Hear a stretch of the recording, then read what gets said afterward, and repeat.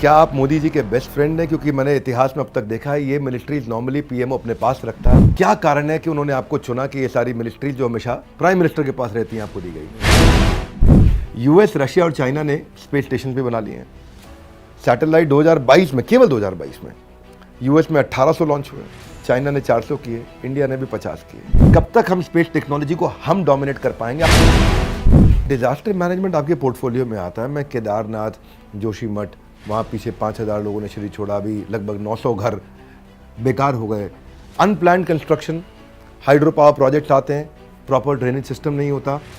कई सालों से जियोलॉजिस्ट, एनवायरमेंटलिस्ट और एक्टिविस्ट लगातार चेतावनी दे रहे थे किसी भी डिजास्टर को लेकर कि ऐसा दोबारा ना हो, और इसके लिए आपकी मिनिस्ट्री अब क्या कदम उठा रही है? नमस्कार, विवेक बिंद्रा बोल रहा हूं, फाउंडर एंड सीईओ बड़ा बिजनेस.com। वेलकम टू द बड़ा Bharat show. India tribute to India global brand ambassador, ऐसे लोग जो भारत को बड़ा भारत बनाते हैं, उन्हीं की कहानियां हर बुधवार हम आप तक पहुंचाते हैं। और जो आज के हमारे मेहमान हैं, ये फिजिशियन भी हैं, पॉलिटिशियन भी हैं, साइंस और सत्ता दोनों के लॉज को समझते हैं। तो मैं आज स्वागत करना चाहूंगा minister of science and technology, department of space and atomic energy, doctor Jitendra Singh ji का। धन्यवाद धन्यवाद विवेक जी। आज हम एक्साइटेड हैं, आपके साथ चर्चा करेंगे। हो सकता है कुछ बाउंसर आए और हो सकता है कुछ मिठाई भी आए, दोनों तरह की चर्चा आज आपसे होगी। आज आपसे कुछ सवाल भी करेंगे। देखिए, पहला तो ये आइस ब्रेकिंग क्वेश्चन है आपके लिए। Ministry of science and technology, earth science, PMO, personnel, public grievances, pension, atomic energy, space, इतना कुछ आप देख रहे हैं। और 2019 के बाद से मोदी जी ने आपको ये सारी मिनिस्ट्रीज का इंडिपेंडेंट चार्ज भी दिया।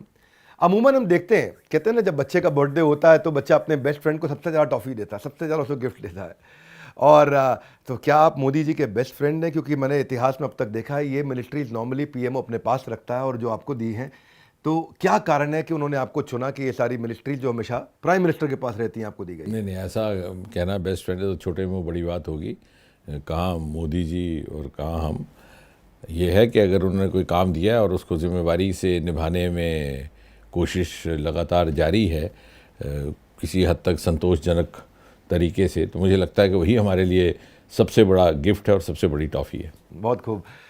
अच्छा, अब हम अगले प्रश्न पे आते हैं। कोरोना काल में दुनिया ने में भारत का R&D का लोहा तो माना है। ये भी हमने देखा है कि रिकॉर्ड टाइम में भारत ने वैक्सीन बनाए और लगभग 100 देशों में जाकर के वहाँ मदद भी करी, जिससे हमें ज़रूरत थी बहुत।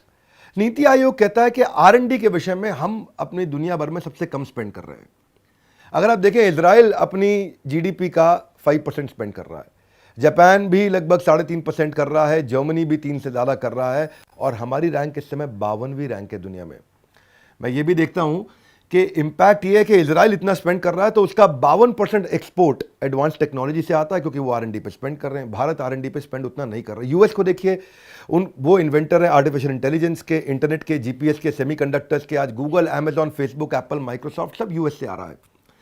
आप कहते हैं कि 2047 तक आप सुपर पावर बना रहे हैं भारत को, लेकिन अगर हमारी नींव जो R&D है, अगर वही मजबूत नहीं है, तो जो घर यानी कि डेवलप्ड नेशन है वो कहाँ से बनेगा? आज जब नींव ठीक नहीं है घर की, तो घर नहीं बनेगा। जब R&D ठीक नहीं है तो देश एडवांस कैसे बनेगा? देखिए, super power is a wide word. उसमें इकोनॉमी भी आएगी, उसमें टेक्निकल नो हाउ भी आएगी, उसमें साइंटिफिक कैपेसिटीज़ भी आएगी, but of course ultimately it is the economy which makes all the difference. So where does this value addition to the economy going to happen? Is going to happen from our ocean resources. अभी जैसे हमारे यहाँ ministry of earth science है, सबसे पहले हमें अगर इस बात को समझना होगा तो हमें तुलना करनी पड़ेगी 2014 से पहले का क्या आलम था और 2023 में क्या दृश्य था। 2023 से 14 से पहले यदि आप दिल्ली में किसी को पूछते कि where on earth is the office of the ministry of earth science, I am sure he would not have been able to tell you. आज ministry of earth sciences suddenly come to the surface with this deep sea mission and other things.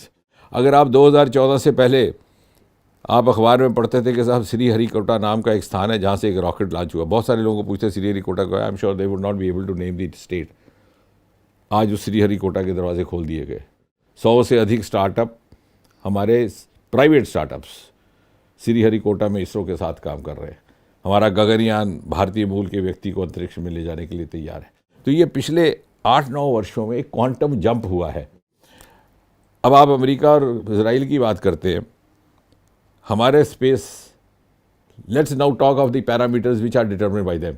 मैंने अभी तक बात की उन parameters की जिनकी हम बात नहीं करते, क्योंकि हम खो जाते हैं, we are carried away by the western मापदंड। नहीं, मैं स्पेस पे आऊंगा, मेरे पास एक सवाल मैं है। एक बात कर रहा हूँ, मैं उसके पे आऊँगा। अभी तक चूंकि एग्रीकल्चर ओशन तो हमारे अपने हैं, लेकिन अगर आप स्पेस की भी बात करें, which is their domain, we started off our space journey when they were already on the verge of landing on the surface of moon. Soviet Union, the then Soviet Union and हम उस समय गाना गा रहे थे, चंदा मामा दूर के। और आप देखिए अब वो आओ तुम्हें पार ले चलें, चांद के पार चलें, कौन सा गाना था वो। लेकिन इस समय हम लोग लेट रहे, पर नहीं, आप बता रहे थे कुछ का। खैर वो गाना तो अभी भी गा रहे हैं, लेकिन गाना ऊपर जाके गा रहे हैं। वो कैसे? 1969 में सबसे पहला मानव चांद चंद्रमा की धरती पर उतरा, उसका नाम था Neil Armstrong. He was an American, he took a stroll. BBC ने उस वक्त फिल्म बनाई, बाकी टीवी भी इतने होते नहीं थे। And he made a statement which went down in the history. He said one small step for man, giant step for Mankind. बहुत मशहूर हुआ वो। लेकिन मैं उस दिन कह रहा था कुछ एक दोस्तों से वहीं के, कि Neil Armstrong went around, had a stall, but he didn't see the presence of water. It is our mission later on, Chandrayaan, which went and picked up pictures of water on the surface of moon, और वो NASA ने मंगवाई, which is a premier American institution dedicated to space, started its journey much earlier than us। तो यानी आज हम उस स्थिति में हैं कि हमारे इनपुट, चाहे मंगलयान के हैं, चाहे हमारे मून के प्रेजेंस ऑफ वाटर की एविडेंस है, ये नासा हमारे से उपलब्ध करवा रही है। So we have virtually overtaken, yes. And आज अमेरिका और यूरोप के दूसरे देश हमारे लॉन्चिंग पैड से सैटेलाइट लॉन्च करके हमारी इकोनॉमी में इजाफा कर रहे हैं। They are adding to our state exchequer. तो does it not give us a self strange sense of satisfaction, pride आता है। प्राइड। मैं मानता हूँ हमारे लोग अच्छे हैं, बुद्धिमान है। जितेंद्र जी, मैं हाँ एग्जैक्टली, बुद्धिमान है, प्रतिभा भी थी, योग्यता भी थी, मेहनत करने का मादा भी था, आंखों में सपने भी थे, सब कुछ था। अनेबलिंग मिलियो नहीं था शायद, क्योंकि वो पॉलिटिकल लीडरशिप जिस तरह से मोदी जी ने दी है, 2014 के बाद से असर आया। हाँ, उससे मोदी जी ने, that is what the difference has been made after the coming in. बावजूद उसके आज जितेंद्र जी इतने इंटेलिजेंट लोग, आप एनेबल भी कर रहे हैं, आप मेहनत कर रहे हैं, पैसा इन्वेस्ट कर रहे हैं उन पे, वो छोड़ के चले जाते हैं आपको। आज आप देखो, माइक्रोसॉफ्ट के सत्या नडेला, गूगल के सुंदर पिचाई, नोवार्टिस के वसंत, या आप अडोबी के शांतनु नारायणन, या यूट्यूब के नील मोहन, या IBM के अरविंद कृष्णा, या स्टारबक्स के लक्ष्मण नरसिम्हन, या गोडैडी के अमन पाल भूटानी, ये सारे के सारे लोग, India rank number 1 in the entire world for people leaving India. बुद्धिमान लोग, आज 65% of world migrant are coming from India. आज 2011 से 2021 देखोगे 33% इंक्रीज हुआ है नंबर। ये 2012 से 22 देखोगे 87% इंक्रीज हुआ उन इंटेलिजेंट लोगों का। आप बना रहे हैं इंटेलिजेंट उनको, हम मानते हैं। आज भारत का इकोसिस्टम बेहतर हो रहा है, मान रहे हैं। लेकिन देश उड़ान कैसे भरेगा जब देश बनाने वाले लोग उड़ान भर के जा रहे हैं? जिससे पूछो, करें बच्चे बाहर सेटल हो गए हैं, और किस बात की कर रहे हैं हम वेट, जब दूसरी कंट्रीज की चिड़िया चुग गई हमारे ह्यूमन रिसोर्स की खेत। आज जो लोग यहाँ से निकल रहे हैं उसके लिए, एज आई सेड अभी थोड़ी देर पहले, कि everything can't be left to the government. उसके लिए possibly you are also responsible, possibly the parents also responsible. आप सुबह सैर करने को निकलते हैं, आपको सैर वाला बोलता है, अरे मैंने अपना बेटा आकाश में जमा करा दिया। आप परेशान हो जाते हैं, क्यों नहीं मेरा, क्यों नहीं गया, भेज दिया मुखर्जी नगर। 7 लाख रुपया लगता है सिविल सर्विसेज की कोचिंग में। बिकॉज हमारा माइंड सेट अभी चेंज नहीं हुआ। कहते हैं संस्कार बदलने में 3 पीढ़ियाँ लगती हैं। अभी 2014 के बाद आधी पीढ़ी भी नहीं निकली। तो just wait and see, the change is happening and is happening in a very rapid course. We have seen times before 2014, my own student, I was amazed, I did some counselling for him, that was I think in the late 1990s। उसको किसी ने पूछा, where are you from? He said I am from Asia. I said I am flabbergasted, I am disgusted you talk like this. आज देखिए, नाक ऊंची करके कहते हैं हिंदुस्तानी है। हम हिंदुस्तानी। जितने जर्मनी के देश हैं, खासतौर पिछले 5 वर्षों में, स्टार्टअप ग्रुप्स में अपने हिंदुस्तानी लड़कों लड़कियों को शामिल करने के लिए उत्सुक रहते हैं। And I asked when we were in Berlin, I asked for the reasons to immigrate, and they gave very interesting reason. Last one being that Indian boys and girls don't take a weekend off, they are ready to slog consistently. तो हमारे में क्षमता भी है। हाँ, आपका कहना ठीक है, कुछ वर्ष पहले तक उस प्रकार की ग्रोथ का मिलियो नहीं था।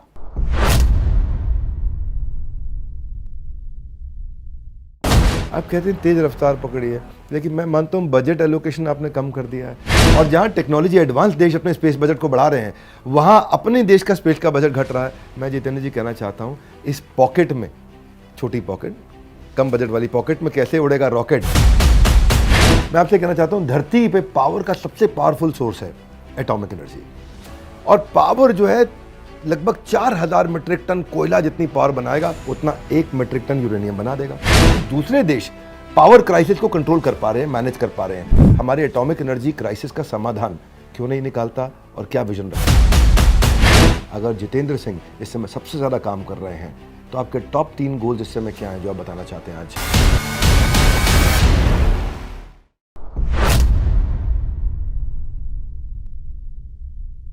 आज अगर हम कंपैरिजन करें, प्रगति हुई है, पर करंटली अगर मैं देखूं $260 बिलियन की जो ग्लोबल स्पेस इकोनॉमी वैल्यूड है, उसमें हम केवल 2% कंट्रीब्यूट कर रहे हैं। दूसरी चीज़, अगर आप प्राइवेट ऑर्गेनाइजेशंस देखें, स्पेसएक्स को देखें, ब्लू ओरिजिन को देखें, आप वर्जिन गैलेक्टिक को देखें, ये प्राइवेट ऑर्गेनाइजेशन रेवोल्यूशन लेकर के आ रही है, हमारे यहाँ नहीं है कोई। अगर भारत ऐसा एनवायरनमेंट बनाए, ऐसा इकोसिस्टम बनाए, तो हम आज 60 बिलियन की स्पेस में 2030 तक हम 2 लाख नौकरियां भी बना सकते हैं। 2030 तक, 2023 में प्राइवेट एंटरप्राइज को end to end space satellite का काम दिया है, लॉन्चिंग सैटेलाइट, ऑपरेटिंग स्टेशन, ये करने में सरकार को आपके 9 साल लगे हैं। अभी 2023 में आपने नहीं, 100% जो आप कह रहे हैं बिल्कुल ठीक कह रहे हैं, और इसी दिशा में काम चल रहा है। मेरा ये मानना है, और इस सरकार का भी मानना है, कि प्राइवेट पार्टिसिपेशन के बिना आपकी ग्रोथ पर्याप्त नहीं हो सकती है। पब्लिक प्राइवेट पार्टिसिपेशन ही आने वाले समय, बल्कि it is going to be an extended collaboration across the board. Research, academia, startups, industry, सब मिलकर के चलेंगे, और सारे stakeholder right from the beginning वो पार्टनर रहेंगे, इंक्लूडिंग इंडस्ट्री। ऐसा नहीं कि इंडस्ट्री बाद में आए, क्योंकि फिर बाद में जब आएगी तो देखेगी अपना नफ़ा नुकसान। उसको शुरू से ही स्टेक होल्डर बना लीजिए, ताकि उसको भी पिंच करे आगे चल के। लेकिन आप ये भी देखिए, जब आप लेफ्टिस्ट मेंटालिटी के लोग बोलते हैं कि आपने देश बेच दिया, लेकिन वो तो आप नहीं, पहले जो आपने बोला मैं उसकी तरफ आ रहा हूँ। जैसे आपने कहा कि स्पेस, लेकिन हमारा जो स्पेस का प्राइवेटाइजेशन का प्रोसेस था, not privatisation, it is public private participation, वो केवल और केवल 3 वर्ष पहले शुरू हुआ। And you are comparing it with USA, और you are naming the companies which already had made a mark even before we. So again, ये मोदी जी ने, जिसको मीडिया ने बड़ा फैशनेबली कहा था unlocked space, prime minister Modi unlocked space in his second term as prime minister, hardly 3 years 4 years, and see the difference that it is made. आज Europe के सभी बड़े देशों के और अमेरिका के सैटेलाइट्स आपके सीधे, और 100 सैटेलाइट इकट्ठे लॉन्च हो रहे हैं। So if you could make such a progress 3 साल के भीतर, तो जिनकी आप कहानी सुना रहे हैं 30 साल की, क्योंकि जब हम रिसर्च करते हैं ना, जब हम करते हैं, एक हमारे यहाँ कंपैरेटिव ट्रायल होता है साइंस में, उसमें सारे पैरामीटर्स देखे जाते हैं, कितना लंबा समय से ये चल रहा है, कितने इसके पास औजार थे, कितने इसके थे। ऐसा नहीं देखा जाता कि 3 साल वाले का आप कंपैरिजन करें 30 साल के साथ। स्वीकार करते हैं इसको, आगे बढ़ते हैं। देखिए, ये मैं मानता हूं कि अब भारत की पॉलिटिक्स बदलेगी, क्योंकि पढ़े लिखे लोग आ रहे हैं। आप फिजिशियन भी हैं, पॉलिटिशियन भी हैं। 19वीं सदी पे चलता हूं 2 मिनट के लिए। यूके डोमिनेट करता था नेवल सुपीरियोरिटी के कारण। 20वीं सदी में हम देखते हैं यूएस डोमिनेट करता था एयरफोर्स की सुपीरियोरिटी के कारण। अब 21वीं सदी में वही डोमिनेट करेगा जिसके पास स्पेस का डोमिनेशन है। यूएस, रशिया और चाइना ने स्पेस स्टेशन भी बना लिए हैं। सैटेलाइट 2022 में, केवल 2022 में यूएस में 1800 लॉन्च हुए, चाइना ने 400 किए, इंडिया ने भी 50 किए।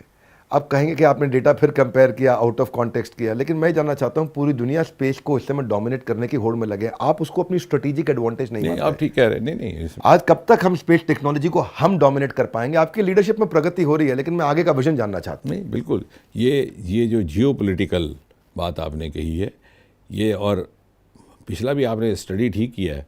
19वीं सदी में नेवी का इसलिए था कि उस समय हमारा समुद्र ही था, हमारा सारा यातायात समुद्र से होता था। हिंदुस्तान से इंग्लैंड जाने में 1 महीना लगता था, हवाई जहाज़ नहीं चलते थे। Then the next century, the 20th century was the century of electronics and other things, और उसमें एयर भी आया, उसमें ट्रांजिस्टर आया, रेडियो आया, टेलीविज़न आया, सब कुछ आया। अब हम उससे आगे चले गए। अब जब हम आगे चले गए, तो कुछ एक ऐसे देश थे जो उस समय समृद्ध थे, who were already venturing into space, क्योंकि अमेरिका और रूस ने हमारी आज़ादी से पहले से ही अपने स्पेस के प्रोग्राम शुरू कर दिए थे। हमारे यहाँ शुरू हुए, लेकिन हाँ, ये बात सही है कि उस समय की जो नीति निर्धारित करने वाले लोग थे, या पॉलिसी मेकर्स थे, या जो उस समय की राजनीतिक नेतृत्व था, उन्होंने उस तरह की उसको प्राथमिकता नहीं दी। और शायद उस समय और भी कुछ इश्यूज रहे होंगे इमीडिएटली पोस्ट इंडिपेंडेंस इंडिया में, कभी फूड स्कैर्सिटी, कभी ये। अब पिछले 8-9 वर्षों में इसको बहुत अधिक प्राथमिकता दी गई है। अब आप देखिए, हमारे न्यूक्लियर प्लांट्स पहले केवल दक्षिण भारत तक सीमित थे, उसको भी हमने जॉइंट वेंचर्स के लिए खोल दिया पिछले 6-7 साल से। और जॉइंट वेंचर्स का नतीजा यह है कि आपके बगल में यहाँ से 150 किलोमीटर दूर गोरखपुर नाम का स्थान है हरियाणा में, वहाँ पर एक न्यूक्लियर प्लांट आ रहा है। तो ये जो एक्सपेंशन है, इसको रैपिडली करने का क्रम भी अभी शुरू हुआ है। And I agree with you, आने वाले समय में space is going to be a very important parameter to decide the supremacy of any given nation. और लेकिन हम उस होड़ में हमने बहुत तेज़ रफ्तार पकड़ी है, ख़ास तौर से पिछले 3-4 वर्षों में। आप कहते हैं तेज़ रफ्तार पकड़ी है, लेकिन मैं मानता हूँ बजट एलोकेशन आपने कम कर दिया है। मैं देखता हूँ इसरो का रेवेन्यू लगभग $280 मिलियन फॉरेन एक्सचेंज पिछले 5 साल में, लेकिन बजट एलोकेशन स्पेस डिपार्टमेंट का आपने 8% घटा दिया। यूएस ने इस साल अपना 6% बढ़ा दिया है। और जहाँ टेक्नोलॉजी एडवांस देश अपने स्पेस बजट को बढ़ा रहे हैं, वहाँ अपने देश का स्पेस का बजट घट रहा है। मैं जितेंद्र जी कहना चाहता हूँ, इस पॉकेट में, छोटी पॉकेट, कम बजट वाली पॉकेट में कैसे उड़ेगा रॉकेट? जब इनफ बजट ही नहीं होगा हमारे पास, तो कैसे होगा इसरो का विकास? वो ऐसा है कि जैसे आपके पॉकेट में डाल दिया पॉकेट मनी आपके पिताजी ने, आप चले पिक्चर देखने, माँ ने बुलाया, कहना बेटा तू बताना नहीं पिता को, ये भी 10 रुपये रख, पॉपकॉर्न खा लेना। हमने भी इसी तरह से कुछ एक्सक्लूसिव एलोकेशंस भी की हैं। गगनयान के लिए एक्सक्लूसिव एलोकेशन किया गया है, डीप सी मिशन के लिए 6000 करोड़ का एक्सक्लूसिव मिशन किया गया है। ऐसा नहीं, आप मोटा आंकड़ा मत देखिए, let's go deeper into statistics. और दूसरी बात ये है कि इट इज़ नॉट पर सी ओनली दी मॉनेटरी फैक्टर है, वो ज़रूरी है, लेकिन जो हमारे पास टैलेंट मौजूद है उसको किस प्रकार से ऑप्टिमली यूज़ करना, उसका काम भी अभी शुरू हुआ। पहले चूँकि यूज़ नहीं होता था, आप ठीक कह रहे थे, तभी वो बाहर चले जाते थे, क्योंकि एक लेवल के बाद उन्हें लगता है साहब अब तो हमारी ग्रोथ रुक गई।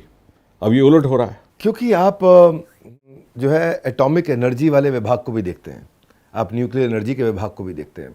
पाकिस्तान में भी पीछे एक दिन बिजली चली गई थी, अचानक पूरी दुनिया में परसेप्शन और गहरा हो गया कि भाई पाकिस्तान तो देश बर्बाद हो गया। ये पावर की पावर है। मैं आपसे कहना चाहता हूँ, धरती पे पावर का सबसे पावरफुल सोर्स है एटॉमिक एनर्जी। और पावर जो है लगभग 4000 मीट्रिक टन कोयला जितनी पावर बनाएगा, उतना 1 मीट्रिक टन यूरेनियम बना देगा, हम समझते हैं। लेकिन केवल 3% ही बिजली आज हम एटॉमिक एनर्जी प्रोड्यूस कर रहे हैं। इंडिया आज साउथ कोरिया हमारे मुकाबले उतना ही रिसोर्सेज के साथ 3 गुना प्रोड्यूस कर रहा है, चाइना उतना ही रिसोर्सेज के साथ 8 गुना बिजली प्रोड्यूस कर रहा है। मैं अभी इसी इंडस्ट्री की बात कर रहा हूँ, खासतौर से एटॉमिक एनर्जी की। तो दूसरे देश पावर क्राइसिस को कंट्रोल कर पा रहे हैं, मैनेज कर पा रहे हैं। आज दुनिया की सबसे बड़ी आबादी वाला देश हमारे एटॉमिक एनर्जी क्राइसिस का समाधान क्यों नहीं निकालता, और क्या विजन रखता? आने वाले सालों में ना केवल एटॉमिक एनर्जी एक अल्टरनेटिव सोर्स बनकर आएगा बहुत मजबूत, बल्कि क्लीन सोर्स। और हमने कमिटमेंट दी है दुनिया को नेट ज़ीरो 2070 तक, 2070, यानी हम ना केवल पर्याप्त अपनी एनर्जी रिक्वायरमेंट्स कर पाएंगे, बल्कि क्लीन एनर्जी, ये कोयला वोयला बंद हो जाएगा। So we will be depending on other sources, green sources. और आने वाले समय में ग्रीन हाइड्रोजन इतनी बड़ी मात्रा में हिंदुस्तान से उसका उत्पादन होने वाला है कि we are going to be the exporters of green hydrogen. और जहाँ तक एटॉमिक एनर्जी का सवाल है, आपने ठीक कहा, एटॉमिक एनर्जी को भी गति अभी देनी शुरू की, जो जॉइंट वेंचर्स अलाउ हो गई, नॉर्थ इंडिया में अब उसके प्लांट्स बनने शुरू हो गए, और आने वाले वक्त में उसकी भागीदारी बढ़ती जाएगी। उस दिशा में काम पहले से ही जारी है। पर क्लीन और ग्रीन एनर्जी की बात कर रहे हैं, ये 2 धारी तलवार है, इससे जो रेडिएशन है उससे तबाही भी बहुत होती है। नहीं, ऐसा नहीं है, ऐसा नहीं है, ये धारणा है, बल्कि हम आपको मिल करके ये दूर करनी चाहिए। हमारे बहुत सारे, जर्मनी, स्पेन और स्विट्जरलैंड बंद कर रहे हैं। हमारे बहुत सारे प्लांट्स इस तरह इसलिए नहीं लग पाते कि वहाँ जागरूकता की कमी होती है कि साहब यहाँ पे कैंसर फैल जाएगा।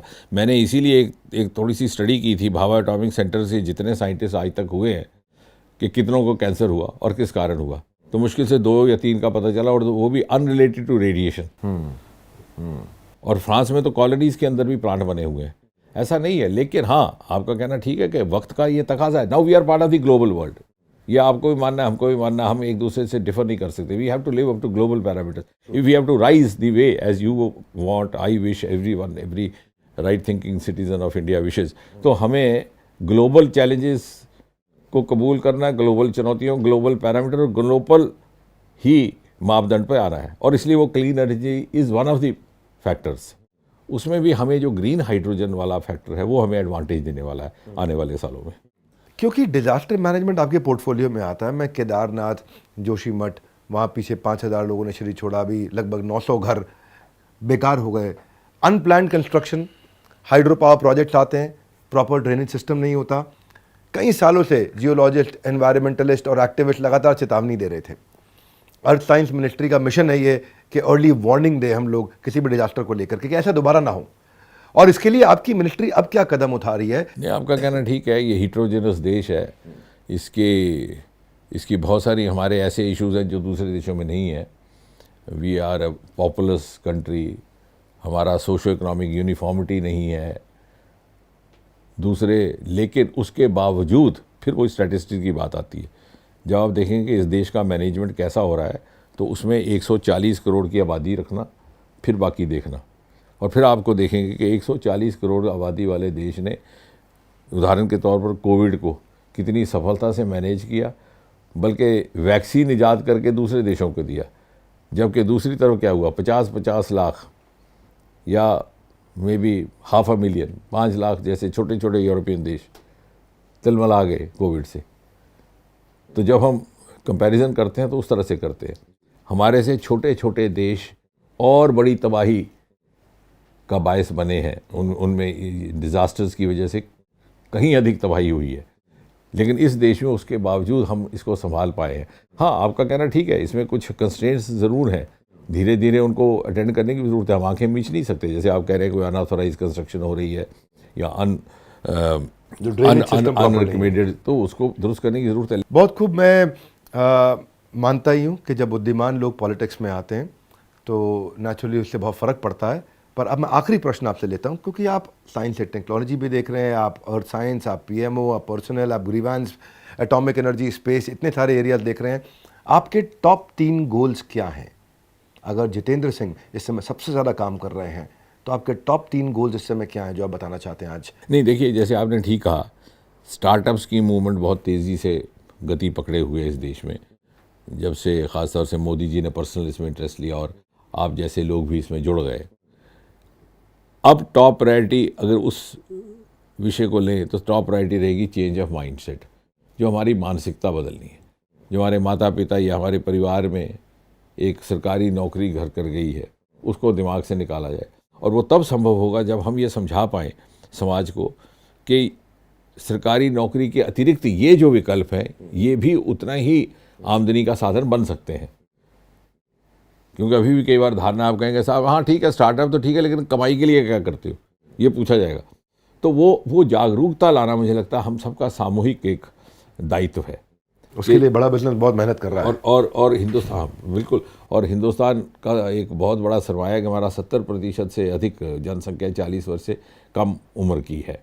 और दूसरी हमारी प्राथमिकता स्वास्थ्य के क्षेत्र में और preventive health care. Modi ji ने राइटली पहली बार प्रिवेंटिव हेल्थ केयर के लिए फोकस दिया, क्योंकि अब क्या हो रहा है कि बीमारियां आप देख लीजिए, लाइफ स्पैन हमारा जो इंडिया की पॉपुलेशन और कह तो देते हैं कि 40% 40 साल से कम उम्र के 70% है, लेकिन हमारा एक्चुअली मुझे पूछा जाए तो पॉपुलेशन ग्राफ बाईफेजिक है। 70% से अधिक हैं 40 वर्ष से कम, लेकिन जो 60 वर्ष से ऊपर है वो धरती छोड़ने को तैयार नहीं, वो भी बढ़ रहे हैं। तो कुल मिला के संख्या, क्योंकि आज़ादी के समय हमारा लाइफ स्पैन 50 साल था, अब बढ़ के 60, 65 और 70 की तरफ हो।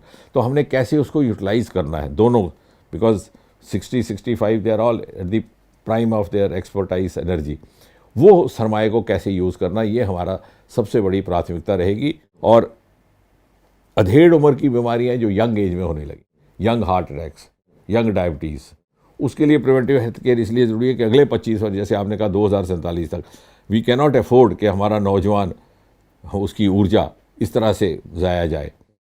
और उसके लिए हमारा प्रिवेंटिव हेल्थ केयर एक और चेंज ऑफ माइंडसेट दूसरा, ये मुझे लगता है कि सारे, ये न केवल सरकार के लिए बल्कि सारे समाज के लिए ये एक प्राथमिकता रहनी चाहिए। बहुत खूब, बहुत खूब। जितेंद्र जी, आपके जवाब में नए भारत का नया नेतृत्व साफ देखने को मिला।